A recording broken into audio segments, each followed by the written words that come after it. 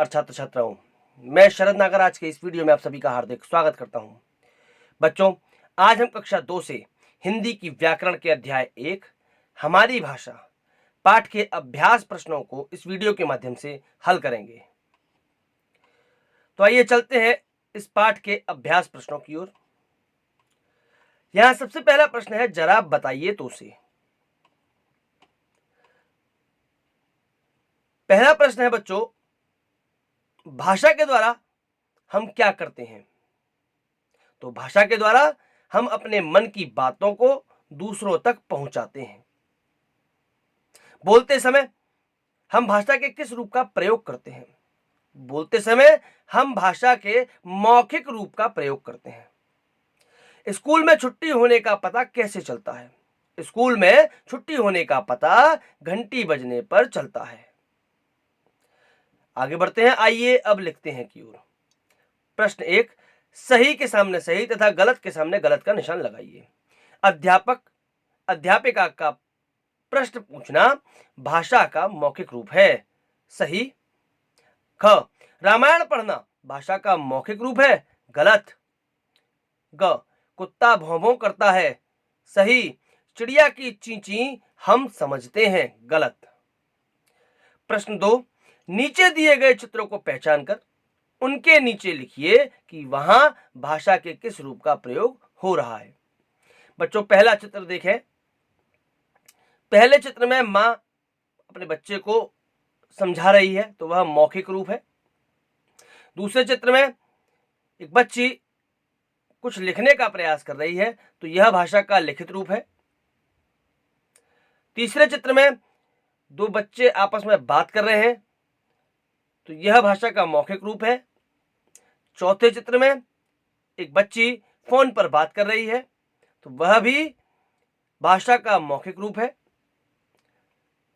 पांचवा चित्र है बच्चों एक बच्चे का, जिसमें वह पत्र पढ़ रहा है, वह भाषा का लिखित रूप है।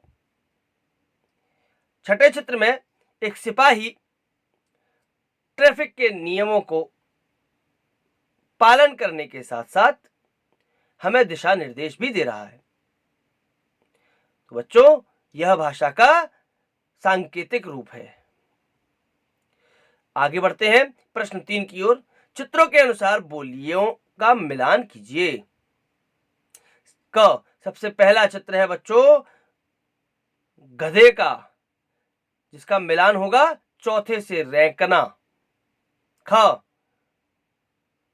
दूसरा जो चित्र है बच्चों घोड़े का है, जिसका मिलान होगा पांचवे से हिनहिनाना।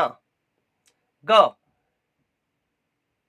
तीसरा चित्र बच्चों शेर का है, जिसका मिलान होगा पहले से दहाड़ना। घ, बच्चों चौथा चित्र यहां पर कोयल का है, तो इसका मिलान होगा तीसरे से कूकना। ण, यहां पर बच्चों जो पांचवा चित्र है वह है बकरी का, जिसका मिलान होगा बच्चों दूसरे से मिमियाना। आगे बढ़ते हैं बच्चों प्रश्न 4 की ओर। सही शब्द चुनकर खाली स्थान भरिए। आपको दिए गए शब्द हैं इशारा देकर, भाषा, मुंह और सुनकर। क, मौखिक भाषा रिक्त स्थान से निकलती है, मुंह से निकलती है, तो यहां पर उचित शब्द क्या आएगा? मुंह। मौखिक भाषा मुंह से निकलती है। ख, हम दूसरों की बात रिक्त स्थान समझते हैं, तो यहां पर उचित शब्द आएगा सुनकर। हम दूसरों की बात सुनकर समझते हैं। क्रिकेट एम्पायर रिक्त स्थान आउट देता है, तो यहां पर उचित शब्द आएगा इशारा देकर। क्रिकेट एम्पायर इशारा देकर आउट देता है। घ, रिक्त स्थान मन की बात एक दूसरे तक पहुंचाती है, यहां उचित शब्द आएगा भाषा। तो वाक्य क्या बनेगा?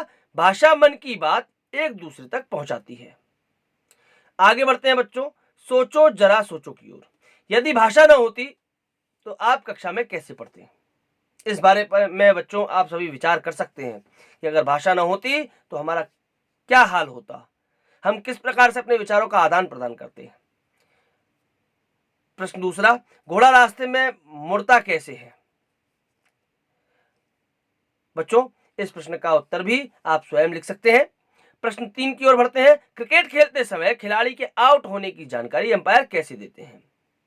तो यह भी बच्चों आप अपने विवेक के अनुसार स्वयं से हल कर सकते हैं। आगे बढ़ते हैं करके देखिए की ओर। कक्षा में एक छात्र या छात्रा इशारे से अपनी बात को समझाने का प्रयास करे।